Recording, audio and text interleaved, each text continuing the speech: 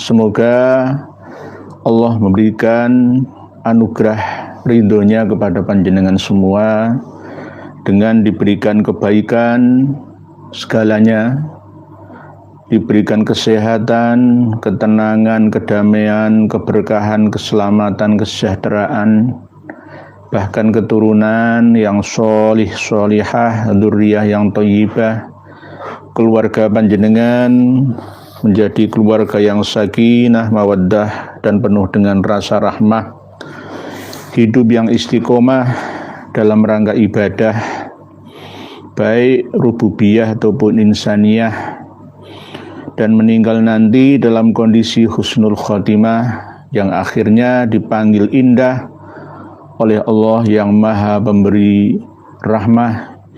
Ya ayyatuhan nafsul mutmainnah, irji'i ila rabbiki radiyatan mardiyah, fadkhuli fi ibadi wadkhuli jannati.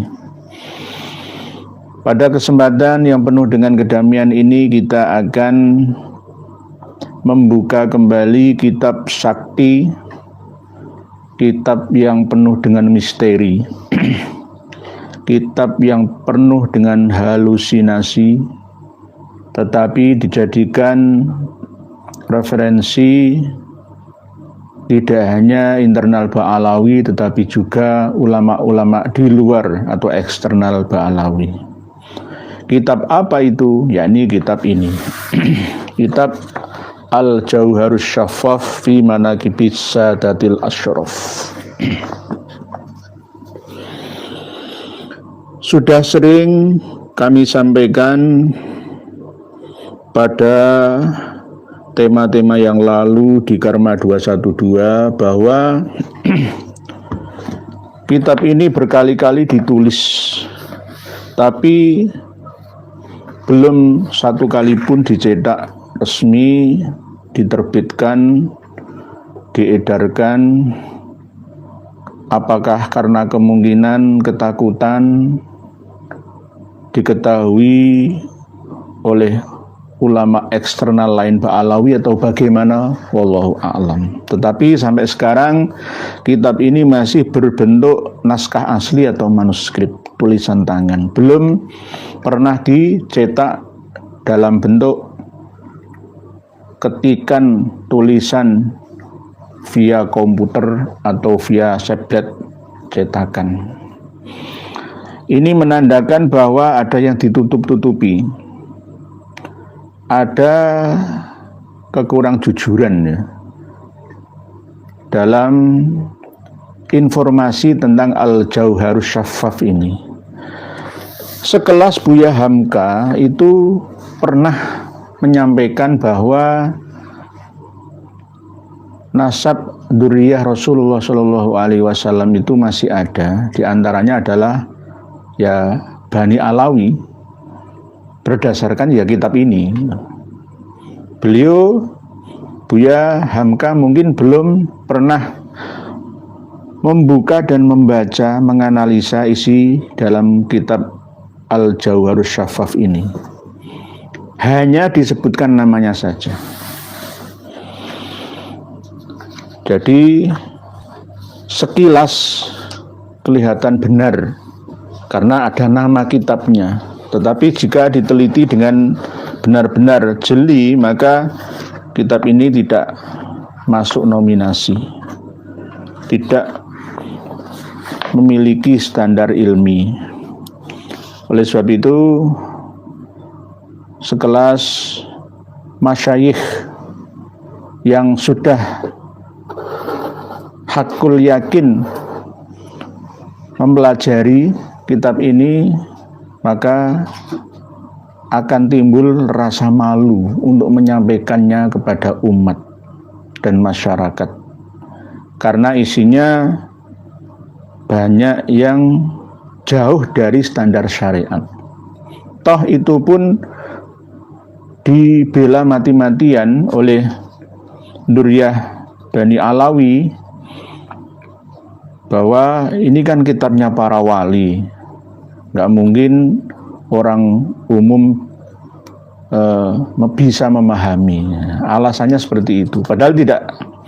Ada kitab Karomatul Aulia yang dikarang oleh ulama Ahlussunnah wal Jamaah asli selain dari karya Syekh Yusuf bin Ismail An-Nabhani. Itu justru tidak mencantumkan satupun isi-isi dari kitab Al-Jauharus Syaffaf ini.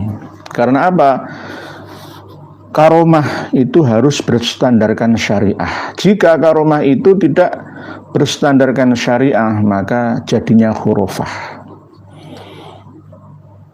Tidak bisa diikuti ataupun diyakini. Para pemirsa sekalian, sebenarnya kitab Al-Jauharus Syaffaf ini ada 5 judulnya.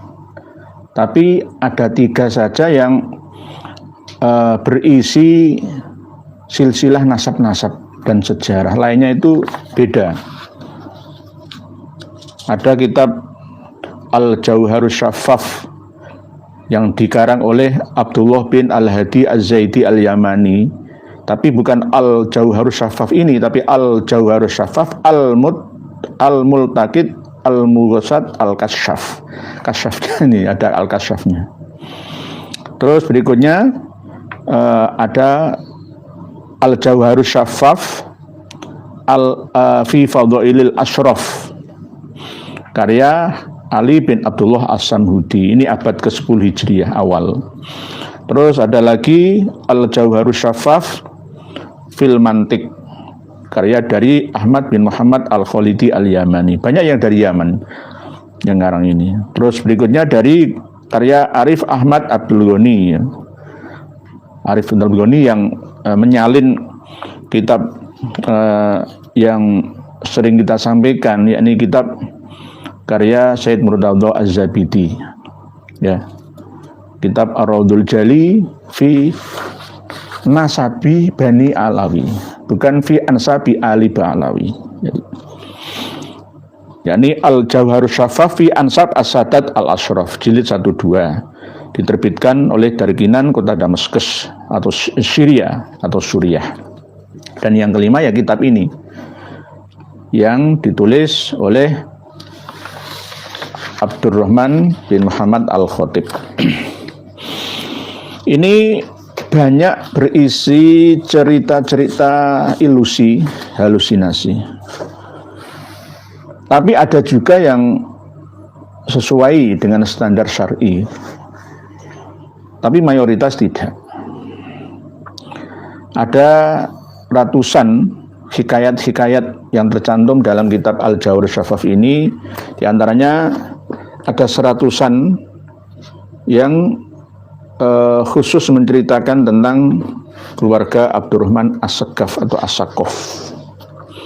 Keseluruhan kitab Al-Jauharus Syaffaf ini ada 3 juz. 3 juz ini berisi 502 hikayat. Kalau cerita 1001 malam ya, misalkan kayak ceritanya itu Abu Nawas itu ya mungkin. Tapi lebih masuk Abu Nawas. Nah, Abu Nawas itu walaupun nggak masuk akal tapi kan berisi hiburan gitu loh. Menyemangati pembacanya gitu loh. Ya, kayak komik, novel itu. Kalau ini berhubungan dengan spiritual itu loh. Tapi mendangkalkan ya, intelektual. Kalau cerita 1001 malam itu kan justru mempertajam ya, tidak menumpulkan akal intelektual. Kalau ini sebaliknya. Sebaliknya. Jika mengikuti kitab Al-Jauharus Syaffaf ini sepenuhnya tanpa melalui analisa atau menfilternya, maka kita akan tersesat jauh dari kebenaran. Ini berisi 502 hikayat. 502 hikayat atau cerita. Ada tambahan lagi, bisa lebih dari 502 hikayat. Cuma di sini disebutkan hikayat-hikayat resminya itu 502. Kitab-kitab karya Ba'alawi semisal Al-Ghurur, semisal Syarhul Ainiyah Al-Mashra'ur Rawi, dan kitab-kitab yang lain itu banyak mengambil data referensi dari kitab ini. Dan sekelas kitab resmi sekalipun, sekelas Qiladatun Nahar Bamakroma itu juga menyebutkan Al-Jauhar, Al-Jauhar, Al-Jauhar. Semuanya hampir seperti itu. Kitab-kitab nasab internal Ba'alawi atau eksternal Ba'alawi yang ditahqiq, disalin oleh kalangan Ba'alawi itu juga begitu. Al-Jauhar, Al-Jauhar. Padahal kitabnya itu enggak ada. Ini kitab misterius. Kitab misterius. Ditulis berkali-kali. Dengan tulisan tangan disalin gitu. Tapi nggak ada yang berani menerbitkan. Anehnya itu. Kemungkinan takut penerbitnya dikatakan pengikut kaum halu. Al-Jauharus Syaffaf ini harus dimiliki oleh para kiai. Kalau para kiai belum memiliki, bisa minta ke saya kirimi PDF-nya. Biar tahu itu loh, ajaran apa yang ada di dalam kitab Al-Jauharus Syaffaf ini, isinya apa gitu. Kalau hanya dikasih tahu tentang judulnya saja, ya sama saja bohong. Dengan mempelajari isi kitab dari Al-Jauharus Syaffaf ini, maka kita akan lebih waspada. Pasti kalau kita cari semisal contoh Mi'rajnya Muhammad bin Ali Al-Faqihil Muqaddam itu ya dari sini. Rujukannya ke sini. Ini lebih tua daripada Al-Burqah Al-Musyiqah fi Libasil Khirqah Al-Aniqah karya Habib Ali bin Abu Bakar As-Sakron bin Abdurrahman As-Sakaf. Lebih tuaan ini. Dan di sini pula menyebutkan bahwa makamnya Imam Ahmad Al-Abah itu belum jelas. Padahal ini ditulis pertama kali antara 820-an Hijriyah. Abdurrahman bin Muhammad Al-Khatib wafatnya tahun 855 Hijriyah alias abad ke-9. Jadi ini lebih tua. Ini bersambung ke Fathur Rahimir Rahman karya Habib Umar bin Abdurrahman Sahibul Khamro itu 889. Ini 855, 889 lalu 895 wafatnya Ali bin Abu Bakar As-Sakron. Setelah itu dikutip kembali oleh Al-Ghurur 960 oleh Muhammad bin Ali Alwi Khirid Ba'alawi. Al-Ghurarul Ba'uddawi wa Durarul Jamalil Badi'il Bahi. Sama, Al-Ghurar ini ngambilnya juga dari Al-Jauhar, Al-Burqah, ya, sama. Intinya cerita-cerita atau hikayat-hikayat yang ada di dalam Al-Ghurar itu ngambilnya ya dari Al-Jauhar. Dan terus dinukil oleh ulama-ulama ahli sejarah dan nasab kalangan internal Ba'alawi. Kalau kita buka dan baca sekaligus analisa kitab ini, mungkin sebagian saja yang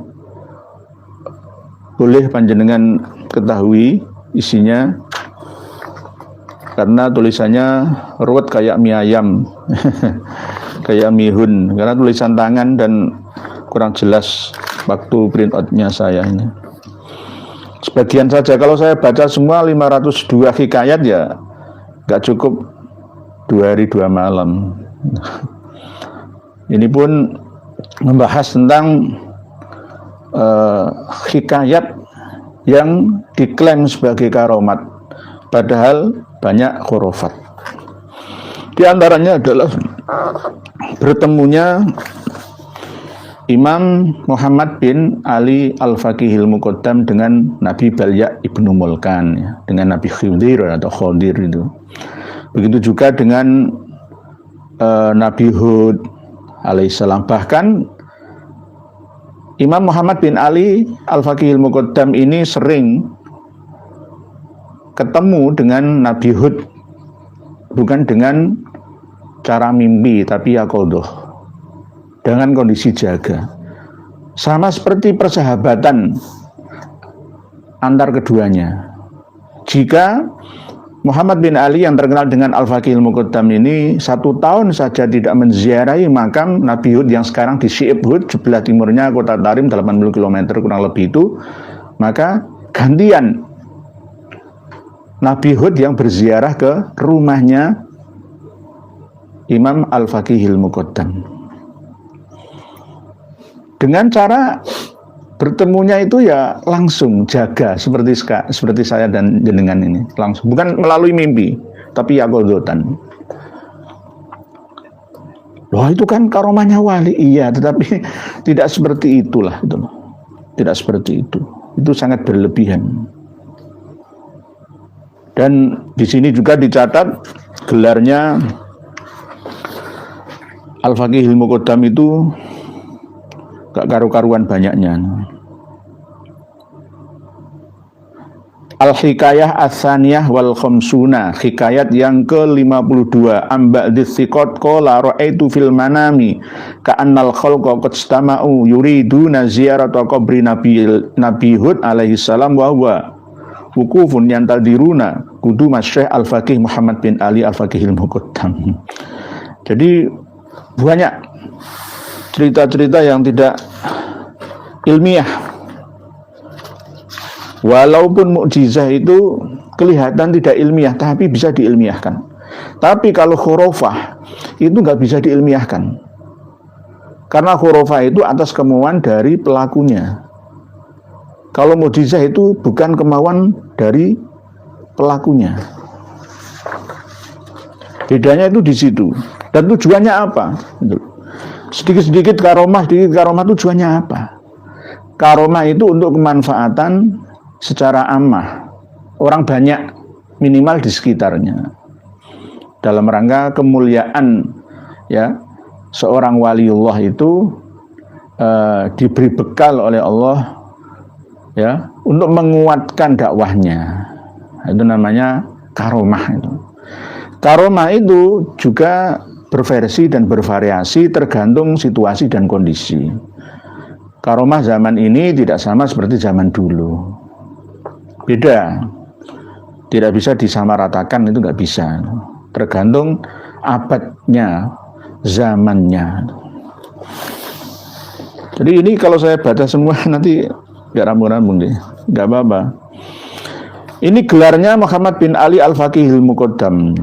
Wa kana Al-Faqihul Muqaddam radhiyallahu anhu qutbul wujud, ya, wa bahrul arif wal jud, sultanul ulama'il kamilin, wa tajul masyayihil arifin, wa umdatul muhaqqiqin, wa auhadu arkani syuyukhit tariqah al muhaqqiqin, wa a'yanul fuqaha'il bari'in, wa imamuz zuhad wal wari'in al-mudaqqiqin, sahibal akhwalil fakhirah wal karamatil zahirah wal anfasis shadiqah wa ilhamal yamiyah wal barakat an-namiyah wal fadkhil sunni wal kasfil jali wal mahasinil jalilah wal banyak sekali ini gelarnya itu. Tetapi oleh as-suluk fi tabaqatil ulama wal muluk tidak mencatatnya, gitu loh. Anehnya kan di situ, katanya wah ini kan Imamul Bari sebagai pencetus pertama kali Imam Kutub dari kalangan Ba'alawi yang ada di Hadrami, tapi tidak dicatat oleh ahli sejarah di masanya atau setelah masanya di tempatnya, ya kan? Sekelas Ibnu Samurah dalam kitab Tabaqat Fuqaha'il Yaman yang wafat 586 Hijriah, ya, itu kan jika dihitung kan ya pernah muasir itu, walaupun masih muda ya. Jika kita lihat lahirnya Al-Faqihul Muqaddam kan 574, wafatnya 653 Hijriah. Lah wafatnya Ibnu Samurah 586, ya kan, ya ketemulah paling enggak ditarik ke belakang Imam Al-Janadi yang wafat 732 Hijriah. Ya mestinya kenal gitu loh. Tertulis, tercatat dalam sejarah para ulama hebat yang ada di Yaman. Tapi As-Suluk tidak mencatatnya.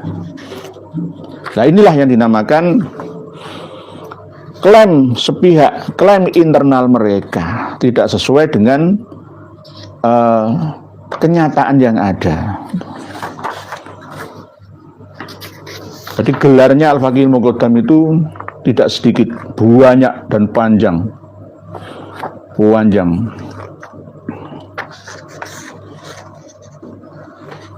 Jadi kalau saya baca semua ini banyak sekali. Pokok cerita-cerita yang jenengan pernah mendengar disampaikan oleh kalangan Ba'alawi, di antaranya yang ada di thumbnail video kita ini ya berasal dari kitab ini.